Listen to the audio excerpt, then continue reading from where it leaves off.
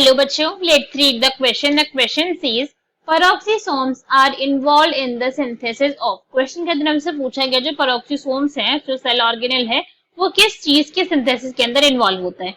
So now let's start the question. सबसे पहले हम क्वेश्चन को सॉल्व करने का की कॉन्सेप्ट देखेंगे. की कॉन्सेप्ट, तो क्वेश्चन को सॉल्व करने का की कॉन्सेप्ट क्या है हमारा, कि हमें peroxisomes के बारे में नॉलेज होनी चाहिए, राइट. अगर हमें पता है कि भाई peroxisomes क्या है, क्या ये फंक्शन कर रहे हैं, तो हम क्वेश्चन को इजीली सॉल्व कर सकते हैं. अगर हम peroxisomes की बात करें तो इतना तो भाई हमें पता है कि क्या है, अपने आप के अंदर सेल ऑर्गेनेल्स है. These are cell organelle, cell के अंदर प्रेजेंट होते हैं. ये जो peroxisome है, इनका फंक्शन मेन क्या होता है, इनका फंक्शन होता है मेन सिंथेसिस. क्या कर रहे हैं, सिंथेसिस टाइप का इनका फंक्शन है. डिग्रेडेशन नहीं करवा रहे, किसी चीज की सिंथेसिस करवा रहे हैं. और सिंथेसिस भी पर्टिकुलर के लिए किसकी करवाते हैं, अमीनो एसिड्स की करवाते हैं ये सिंथेसिस. अमीनो एसिड, सारे अमीनो एसिड्स की भी नहीं करवा रहे. ये एक और पॉइंट हम यहाँ पे ध्यान देना है, सबकी भी नहीं करवा रहे. पर्टिकुलरली ग्लाइसिन की क्या करवाते हैं, उसकी सिंथेसिस करवाते हैं. एंड सीरीन की, इन दो अमीनो एसिड की सिंथेसिस के अंदर रोल होता है किसका, peroxisomes का. तो हमसे क्वेश्चन में इसी के बारे में पूछा गया था कि भाई इनका जो है हमारे peroxisome, ये किस चीज की सिंथेसिस करवाते हैं. तो हमें पता चल गया ग्लाइसिन और सीरीन की करवा रहे हैं. ग्लाइसिन और सीरीन की जो सिंथेसिस करवा रहे हैं, कब करवाते हैं, फोटो रेस्पिरेशन के ड्यूरेशन में करवाते हैं. During photo respiration.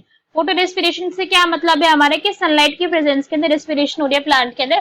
बेसिकली उसकी सनलाइट की प्रेजेंस के अंदर जो है प्लांट जो है अपनी सेलुलर रेस्पिरेशन कर रहा है वहां पे. ओके, सब हमारे ऑप्शन रीड करते चेक करेंगे कौन सा यहाँ पे करेक्ट आंसर होगा. ए में हमें गिवन है ग्लूकोज. तो भैया ये तो हमारा जो ऑप्शन है वो इनकरेक्ट हो गया, बिकॉज ग्लूकोज की सिंथेसिस आप बोल सकते हैं ग्लूकोज का जो फॉर्मेशन है वो peroxisomes के अंदर तो बिल्कुल नहीं हो रहा है, ये हम बात हमें पता है. So this is wrong. Next is fatty acid. तो ये क्या हो गया हमारे, ये भी इनकरेक्ट हो गया, बिकॉज फैटी एसिड के अंदर भी नहीं हो रहा है.